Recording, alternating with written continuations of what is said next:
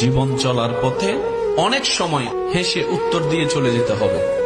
কিছু পরিস্থিতিতে জবাব দেওয়ার মতো শব্দ থাকার পরও মুখে নীরবতাকে আপন করে নিতে হবে।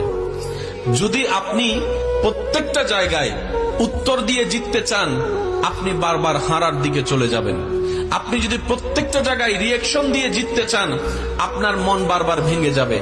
সেজন্য কিছু কিছু পরিস্থিতিতে কঠিন বিষয়, কষ্টের বিষয়ও হাসি দিয়ে উড়িয়ে দেওয়ার চেষ্টা করবেন, রবের উপর ভরসা করে। কিছু কিছু জায়গায় পেট ঝগড়া না লাগার জন্য নীরবতাকে আপনি আপন করে নিবেন, ঝগড়া থেকে দূরে থাকবেন, তর্ক থেকে দূরে থাকবেন। আপনার ব্রেইনও ভালো থাকবে, আপনার হার্টও ভালো থাকবে। আপনি রবের সন্তুষ্টির জন্য যেই সব বিষয়ে ধৈর্যকে আপন করে নিবেন, একদিন না একদিন সেই বিষয়ে উত্তর আপনার আর মুখ দিয়ে দেওয়া লাগবে না।